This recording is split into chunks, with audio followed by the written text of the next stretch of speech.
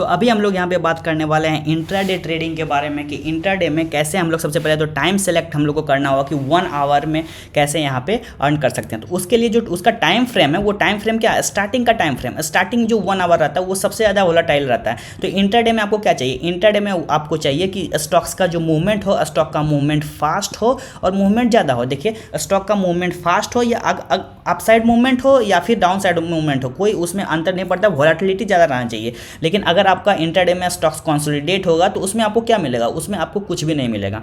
तो आपको हमेशा ध्यान रखना है कि हमको उस स्टॉक्स में वहाँ पे हम लोग को एंट्री करना है जहाँ पे कि प्राइस का मूवमेंट फास्ट हो, अप हो या डाउन हो डजेंट मैटर, लेकिन प्राइस का मूवमेंट फास्ट हो। ठीक है, अगर ऊपर की लेवल पे होगा तो हम लोग बाय करके चलेंगे, नीचे की लेवल पे होगा तो हम लोग सेल करके चलेंगे। ओके, तो चलिए हम लोग इसको यहाँ पे समझते हैं। तो इसको समझने के लिए सबसे पहले इंडसइंड बैंक का यहाँ पे चार्ट है, तो इस चार्ट को ही देख लेते हैं कि जो 1 आवर का स्टार्टिंग जो 1 आवर रहता है ना उसमें सबसे ज़्यादा मूवमेंट रहता है। तो अगर हम लोग यहाँ पे बात करें जैसे 20 अक्टूबर लास्ट ट्रेडिंग डे के बारे में बात करें तो यहाँ पे जो स्टार्टिंग 1 आवर 9:15 से लेकर 10:15 की ही अगर हम लोग बात करें तो 10:15 तक करीबन ये 10:15 है। ओके, तो यहाँ पे 1.22% का यहाँ पे डिफरेंस हो रहा है। ठीक है, तो इट मीन्स कि स्टार्टिंग अगर इसको आप टाइम फ्रेम कम भी कर सकते हैं 20 मिनट 30 मिनट। ठीक है, तो लेकिन एक बार मार्केट को 10 to 5 मिनट 5 to 10 मिनट यहाँ पे कंसोलिडेट यहाँ पे ट्रेड करने दीजिए, उसके बाद फाइनल अपना डिसीजन लीजिए, क्योंकि आपके पास स्टार्टिंग का 1 आवर सबसे ज़्यादा वोलेटाइल रहता है और यहाँ पे प्राइस का मूवमेंट सबसे ज़्यादा होता है, अप साइड भी बहुत ज़्यादा होता है और डाउन साइड भी प्राइस का मूवमेंट बहुत ज़्यादा होता है। तो आपको हमेशा जो है स्टार्टिंग का टाइम फ्रेम ही सेलेक्ट करके चलना होगा। ओके,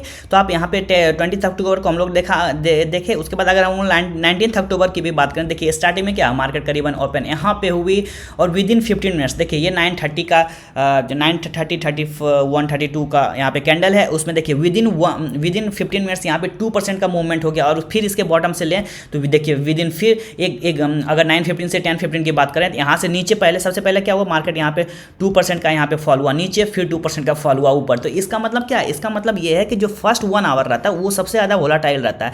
तो अगर आपको इंट्राडे ट्रेड करना है तो उसी फर्स्ट आवर में आपको यहाँ पर ट्रेड करना चाहिए, क्योंकि मोमेंटम बहुत फास्ट रहता है और प्राइस का फ्लक्चुएशन भी बहुत फास्ट होता है। ठीक है, तो अब हम लोग बात करते हैं कि उसके स्टॉक्स को सेलेक्ट कैसे करेंगे।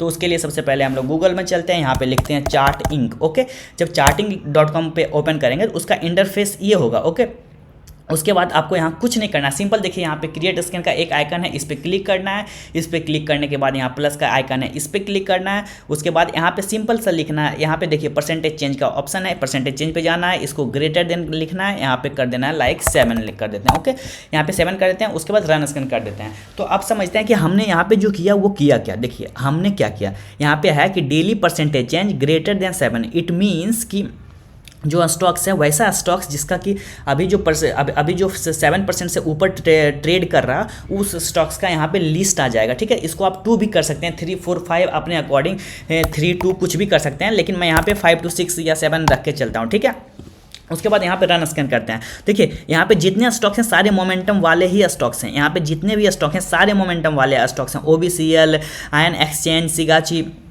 BBTC। ठीक है, तो हम लोग यहाँ पे किसी का भी एग्जांपल लेके देखते हैं, लाइक हम लोग BBTC का ही एग्जांपल ले लेते हैं। ओके, BBTC, तो BBTC में क्या करना है, सबसे पहले अगर हम लोग बात करें तो हम लोग को क्या करना है, स्टार्टिंग का हम लोग चूंकि स्कैन लगा देंगे 5 to 6% का हमको मूवमेंट चाहिए। तो जिस स्टॉक में 5 to 6% का मूवमेंट होगा वो स्कैन होकर यहाँ पे आ जाएगा ट्रेडिंग डे के टाइम, और जैसे ही यहाँ पे स्कैन होकर आ जाएगा उसके बाद यहाँ पे ट्रेड करोगे। जैसे देखिए हम लोग BBTC की अगर बात करें, BBTC में 20 अक्टूबर को यहाँ पे ओपन हुई और ओपन होने के साथ अगर 6-7% के हम लोग बात करें, देखिए 6-7% यहाँ पे अगर हम बात करें 6 to 7% ये आ रहा है। ठीक है, यहाँ पे आ रहा है 6 to 7%, तो यहाँ पे आ रहा है। उसके बाद देखिए यहाँ पे हम लोग कहीं ना कहीं एंट्री करेंगे और एंट्री करने के बाद देखिए ऊपर का लेवल सारा हम लोग का देखिए 5% इट्स मतलब कि बहुत ज़्यादा 5%। आप पूरा ठीक है बीच पूरा आप 5% यहाँ पे कैच नहीं कर पाओगे, पूरा आप 5% बीच का कैच नहीं कर पाओगे। आप बीच का 2 और 3% तो कैच कर सकते हो ना, तो 1 और 1% भी अगर आप इंट्राडे में कैच कर सकते हो 1 और 2%, तो इट मीन्स कि यहाँ पे 5 टाइम्स का यहाँ पे लेवरेज होता है और ये दोनों मिलके कितना हो जाएगा 10%। मतलब कि आपका ट्रेडिंग इन्वेस्टमेंट का ट्रेडिंग अमाउंट जो कर रहे हैं उसका 10% रिटर्न हो जाएगा विदिन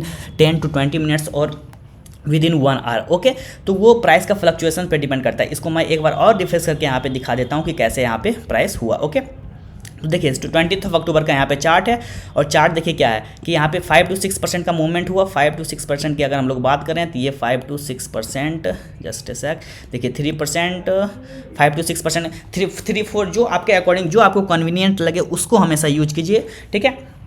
यहाँ पे 6% का मूवमेंट हो गया, 6 to 7% का। उसके बाद जैसे ही यहाँ पे एंट्री किए 2 से 3, 4, 5 कैंडल में यहाँ पे प्राइस का फ्लक्चुएशन 5% हो गया। हमको बीच का ही 1-2% ही लेना है, तो इंट्राडे में 1-2% भी आपका हो जाता है 5 to 10%। ओके, तो सिंपल सा ये लॉजिक है, इसको समझना पड़ेगा। और जब चार्ट पे आपको थोड़ा सा और एक्सपर्टीज हो जाएगी तो चीज़ें और भी क्लियर आपको समझ में आएगी। ओके, तो जाइए और इसको अपने से देखिए। जब इसको आप अपने से देखेंगे तो चीज़ें बहुत अच्छे से समझ में आएंगी और क्लैरिटी भी होगी। ओके, तो अगर आप हमारे चैनल पे नए हैं तो जाके चैनल को सब्सक्राइब कीजिए and hit the like button. Okay, so thank you for watching, bye bye for now.